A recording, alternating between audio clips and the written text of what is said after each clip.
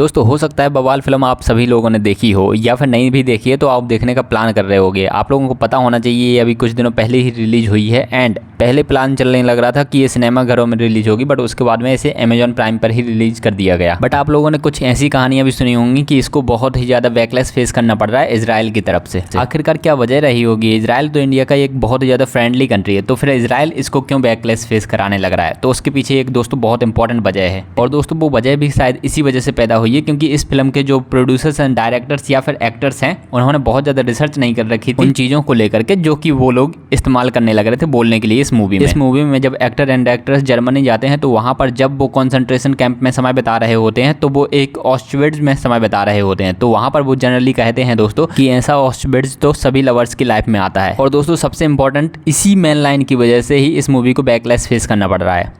अब थोड़ा डिटेल से भी समझते हैं आखिरकार इसके पीछे रीजन क्या है। क्या आप लोगों को पता है कि होलोकॉस्ट किससे कहते हैं? होलोकॉस्ट बेसिकली दोस्तों उसी चीज़ को कहते हैं जब जर्मनी में बहुत सारे ज्यूइश रहने लग रहे थे, यूरोप के बहुत सारे देशों में ज्यूइश रहने लग रहे थे, तो उनको नाजी जर्मनी ने बिना किसी वजह के मारा था। ठीक है, बिना किसी वजह के, सिर्फ उनको ज्यूइश होने की वजह से ही मारा गया था। एंड दोस्तों होलोकॉस्ट सबसे ज़्यादा देखने को मिला था आज के समय में जो पोलैंड में एक बहुत ही इंपॉर्टेंट कंसंट्रेशन कैंप है जो कि उस समय में जर्मनी में था, जिसका नाम था ऑस्विट्ज कंसंट्रेशन कैंप, जो कि 40 कंसंट्रेशन एंड एक्सटर्मिनेशन कैंप्स का एक कॉम्प्लेक्स था। एंड दोस्तों अगर आप इस कंसंट्रेशन कैंप के बारे में कहानियां सुनोगे, यहाँ पे किस तरीके से लोगों की डेथ करी गई, यहाँ पे किस तरीके से लोगों को मारा गया और किस तरीके से उनके साथ बुरा व्यवहार किया गया, अगर आप उसके पीछे की कहानियां और स्टोरीज सुनोगे ना तो आप बहुत आसानी से खुद ही समझ जाओगे कि आखिरकार इजराइल की तरफ से इस मूवी को इतना बैकलैश क्यों फेस करना पड़ा है। और आखिरकार इसकी वजह से इंडिया के जो निर्देशक हैं उनकी भी एजुकेशन देखने को आप सभी को मिल गई होगी कि किसी भी चीज़ को बोलने के पहले आखिरकार मूवीज़ में यूज किया जाता है तो उसके पीछे कितना ज़्यादा इनकी स्टडी होती है, वो सब आप बहुत अच्छे तरीके से समझ गए होंगे। ठीक है, तो किसी की भावनाओं को हर्ट करना डेफिनेटली इंडिया की मूवीज़ का उद्देश्य नहीं होता है, और ये वाली चीज़